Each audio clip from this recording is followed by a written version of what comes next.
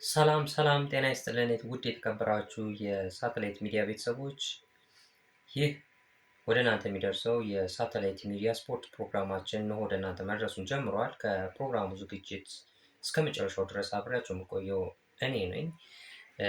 ፕሮግራማችን ወደ እናንተ መድረሱን የጀመረው ዛሬ ከተለያዩ ስፖርታዊ ነክና ስፖርት ጋር ተያያዥነት ያላቸው ፋሚሊዎችን ወደኛ በማምጣት መረጃዎችን ወደ እነሱ በማጠናቀር እነሱ ደግሞ ያላቸውን ፕሮግራም በጋራ ሼር በማድረግ የምንሰራው ፕሮግራም ነው። ይህ ፕሮግራም እያንዳንዱን ፕሮፌሽናል ተጫዋቾች አንስተን የቤተሰብ ታሪካቸውን፣ የህይወት ፍልስፍናቸውን እንዲሁም አኗኗራቸው ላይ እና የእግር ኳስ ህይወታቸውን የሚዳስስ ፕሮግራም ነው። እንዲሁም ከአመጋገባቸው ጋር የተያያዙ አንዳንድ ነገሮችን የምናነሳበት ወደ እናንተ የምናደርስበት ፕሮግራም ነው።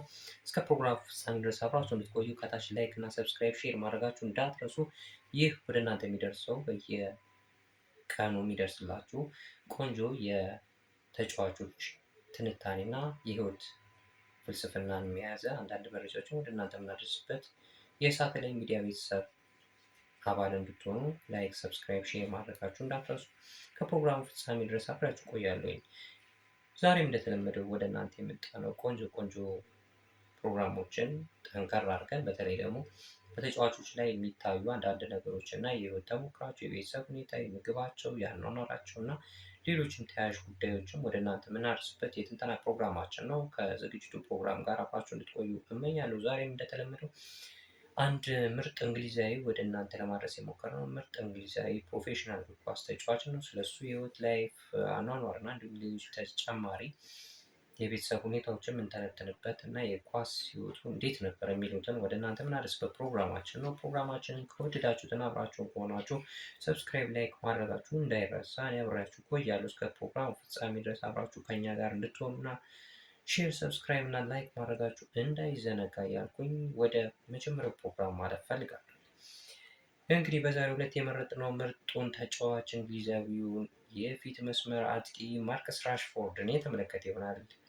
ማርከስ ራሽፎርድ ያው እንደሚታወቀው ማርከስ ራሽፎርድ የተወለደው ጥቅምት 31 1997 ዓ.ም ሲሆን በማንቸስተር ዩናይትድ በፋሎፊልድ የምትባል ቦታ ላይ የተወለደው። እንዲሁም የዘር ግንዱ ከጃማይካ ዝርያ ጋር የተነካካው የተያዘ ዘር ግንድ አለው። እንዲሁም የእናቶች እና የኪቲቲ ዝርያ ነው የሚባለው። አያቱ የተወለደው በዌስት ኢንዲስ ደሴት ሴንት ኪትስ የምትባል ቦታ ሲሆን ራሽፎርድ ከሰራተኛ ክፍል ወይም ደግሞ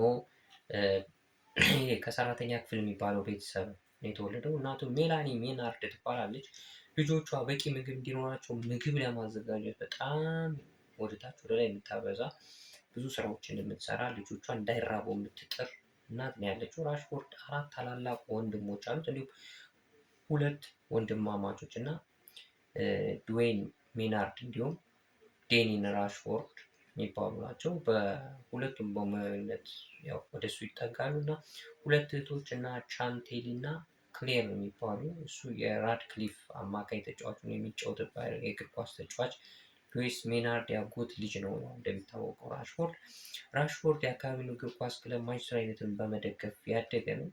ያው እንደምናውቀው ማንቸስተር ዩናይትድ በእንግሊዝ ፕሪሚየር ሊግ ካሉ ከሚባሉ ኃያሉ ክለብ አንዱ ሲሆን የተለያዩ ስኬቶችን ሲያሳካ እነዚህን ከታች ከአካዳሚ እየወጣ ነው እዚያ ደረሳቸው እና ራሽፎርድ አካባቢውን የእግር ኳስ ክለብ ማንቸስተር ዩናይትድን በመደገፍ ያደገ ልጅ ነው።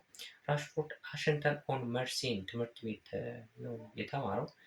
እዚያም ዩናይትድ ውስጥ በ1998 ዓ.ም ጀምሮ አካዳሚ ተጫዋቾች ወደ ካሪንግተን ስልጠና ቦታው ይላኩ ነበር እና በዛ ሰዓት በቢዝነስ እና ቴክኖሎጂ ትምህርት ብሔራዊ የስፖርት ዲፕሎማ ተምሯል ራሱ ማርከስ ራሽፎርድ ማለት ነው። እንዲሁም ደግሞ በመጀመሪያ የስራ ዘመኑም ስናይ ራሽፎርድ ለፍሬቸር ሞስ ሬንጀርስ እግር ኳስ መጫወት የጀመረው በ5 ዓመቱ ገና ታዳጊ ያለ 5 ዓመት ልጅ ሆኖ የጀመረው። ይህ ደግሞ ግብ ጠባቂ ሆኖ በመጀመሪያ የቀድሞ ዩናይትድ ግብ ጠባቂ ቴም ሃዋርድ እንደ ግብ ጠባቂ አድርጎ ጠቅሶታል። ፍሌቸር ሞስ ሬንጀርስ አካዳሚ ልማት ኦፊሰር ዴቪድ ሆርክሰን ምን ይላሉ? ራሽፎርድ ከሌሎች ወንድ ልጆች ጋር በተለያየ ደረጃ ላይ እንደነበር ያስታውሳሉ። በወቅቱ ሲናገሩ ቡድኑ ከተለያዩ ክለቦች የተውጣጡ 15 ስካውቶች ሲመለከቱ ትልቅ ሚና እንደተጫወቱ ዛሬ ድረስ ይነገራል። ያው በ7 ዓመቱ በማንቸስተር ዩናይትድ አካዳሚ ስርዓት ውስጥ ከመቀላቀሉ በፊት ከማንቸስተር ሲቲ ጋር ለ1 ሳምንት ስልጠና አሳልፏል። ያው ማንቸስተር ዩናይትድ በመሀል እንትን እያለ ስልጠና ላይ የነበረበት ሁኔታ ነበረ። ይህም በኤቨርተንና ሊቨርፑል ፍላጎት ምክንያት ነበረ ወደ ዩናይትድ ለመቀላቀል እንዲወስን ወንድሞቹ እንደረደቱም ይናገራል። በወቅቱ የቀድሞ የዩናይትድ የወጣቶች አሰልጣኝ ፖል ማክሲስ የሚባሉ በኳስ ላይም ሆነ ከኳስ ውጭ ባለው የአትሌቲክስ ብቃቱ ምክንያት ራሽፎርድን አቅም በፍጥነት ተመልክቶታል። ያም ነገር ነው። አንድም በክለቡ የመጀመሪያ ዓመታት እናቱና ወንድሞቹ በስራ ላይ እያሉ ወደዚያ ለመድረስ በችግር ምክንያት ብዙ ጊዜ ከስልጠና ያመልጥ ነበር። ያው ዝቅተኛ ቤተሰብ ልጅ ነበረ። በጣም በችግር ላይ ያሳለፈ ነው። በመጨረሻም ከወጣት አሰልጣኞች ዴቭ ቡሼ የሚባሉና ኢሞን ሙልቪ እንዲሁም ቶኒ ዌይን የሚባሉ አሰልጣኞችን በማግኘት እነሱም ራሽፎርድ ወደ ስልጠና ቦታ እንዲደርስ አሽከርካሪዎቹን እንዲያገኙ ረድተውታል። የ11 ዓመት ልጅ እያለ ለማንቸስተር ዩናይትድ ትምህርት ቤት ቦይ ምሁራን እቅድ የተመረጠ ትንሽ ተጫዋች ሆኖ በዛ ሰዓትም ይህ ብዙ ጊዜ ለ12 እና ከዚያ በላይ ለሆኑ ተጫዋቾች ብቻ የተወሰነ ነበረ። በዛ ሰዓት ማምጣት በጣም ተጨንቆ ከፖል ፖግባ ከነ ጄሲ ሊንጋርድ እና ከራፋል ሞርሰን ጋር በመሆን የኬጂ እግር ኳስ መጫወትን ጀምሯል። ይህም ከ4 ዓመት ዕድሜ ሲበልጥ ከተጫዋቾቹ ጋር በመጫወት የክህሎት ደረጃውን ለማሳደግም ረድቶታል ነው የሚባለው። በአሁኑ ሰዓት በ2012 በ23ኛው ዓመት የማርቤል ውድድር ሁለተኛ ደረጃን የያዘው የማንቸስተር ዩናይትድ ከ15 ዓመት በታች ቡድን ላይ አንዱ አካል ነበረ በዛ ሰዓት ማለት ነው። ዘጋርዲያን በ2014 ኔክስት ጄኔሬሽን የማንቸስተር ዩናይትድ ምርጥ ተስፋ ሰጪ ብሎ ሰይሞታል። የሙሉ እግር ኳስ ስልት እስከ መጨረሻ የሚሄድ ዕድል የሚሰጠው ተናግሯል። ራሽፎርድ በ2013-14 የውድድር ዘመን በዴቪድ ሞይስ አመራር ስለመጀመሪያ ጊዜ ከዩናይትድ የመጀመሪያ ቡድን ጋር ስልጠና ሰልጥኗል። በዛ ሰዓት ክፍለ ጊዜው ለራሱና ሌሎች የዩናይትድ አካዳሚ ተጫዋቾች ነው ዋጋ የማይተመን ሲሉ ገልጸውታል። ከመጀመሪያ ቡድን ጋር በተደጋጋሚ ስልጠና መስጠት የተጀመረበት ነው። በአሰልጣኞች ከፍተኛ ተንከባካቢ እንደሆነ ተቆጥሯል በዛ ሰዓት እና በ2015 ዩናይትድ ከ19 ዓመት በታች ተጫዋች አሰልጣኝ ኒክ ቡት ራሽፎርድ በዩኤፋ የወጣቶች ሊግ የቡድን ደረጃ ጨዋታ ለቡድኑ ያሳየውን ብቃት አድንቀው በቡድኑ ውስጥ መካተት እንዲችል ያደረጉት ነበሩ። በደረሰበት ጉዳትም እንዲሁም ካፒታሊስት ሆኖ ከዛ ቀስ እያለ እድገቱ በማንቸስተር ዩናይትድ ቤት ብዙ ትልልቅ ገድሎችን ሰርቷል። የኤፍኤ ካፕ፣ የዩኤፋ ዋንጫዎችን የሚያነሳበት ዘመን ነበረ።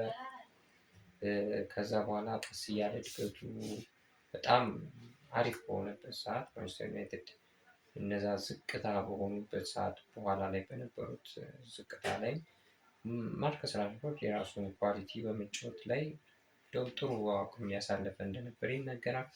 በመጨረሻም እስከ ባርሴሎና እስከሄደበት የህይወት ምዕራፍ ድረስ ጥሩ እንቅስቃሴ ሳያደርግ የተገደበ ነበረ የሆነ ሰዓት ላይ በመሀል በማንቸስተር ዩናይትድ ቤት የአሰልጣኝ መቀየር ለተጫዋቹ መውረድ ትልቅ መንስኤ ነው ተብሎ ይወራለታል።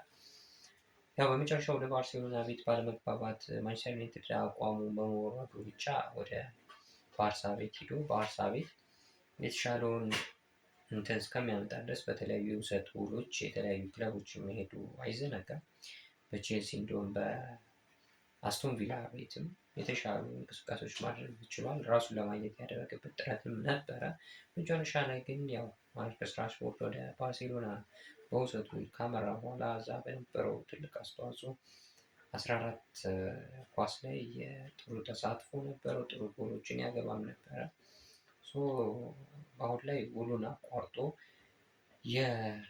የጨረሰበት ውሉ ኮንትራክቱን የጨረሰበትና ወደ ማንቸስተር ዩናይትድ ተመልሶ የመጣበት ነው። ምናልባት ሌሎች ክለቦች በውሰት ሊወስዱት ይችላል ተብሎ የሚጠበቅ ተጫዋች ነው። እስከ 30 ሚሊዮን ፓውንድ ድረስ ማንቸስተር ዩናይትድ ለዝውውሩ ፈቃደኛ ነኝ ብሏል። ክርስቲያን ፓላስ እንዲሁም ሌሎችም እየጠየቁት ይገኛሉ። ማርከስ ራሽፎርድ መጨረሻ ላይ ወዴት ሊሄድ ይችላል የሚለው አብረን የምናየው ይሆናል። ፕሮግራማችን አብራችሁን ስለሆናችሁ እስካሁን አብራችሁን ስለሰማችሁን ከልብ አመሰግናለሁ። የዛሬው የምርጥ ተጫዋቾች እና የተጫዋቾችን የህይወት ታሪክ የገለጽንበት ፕሮግራም እዚህ ጋር ያበቃል። በቀጣይ ሌሎች ፕሮፌሽናል እግር ኳስ ተጫዋቾች ወደ እናንተ ለማቅረብ የእነሱን የህይወት ታሪክ ለመናገር ኮመንት መስጫው ላይ የማን ቢቀርብላችሁ ትንታኔውን ትፈልጋላችሁ የሚለውን ኮመንት ላይ አስቀምጡልን። እስከዛው ድረስ መልካም ጊዜ እየተመኘሁላችሁ አብሬያችሁ የነበርኩት ተስፋ ሚካኤል ነኝ። ይህ የሳተላይት ሚዲያ ስፖርት ፕሮግራማችን ወደ እናንተ የሚደርሰው ፕሮግራም ነው። አመሰግናለሁ። ላይክ፣ ሰብስክራይብ እና ሼር ማድረጋችሁ እንዳትረሱ። መልካም ጊዜ ይሆንላችሁ። አመሰግናለሁ።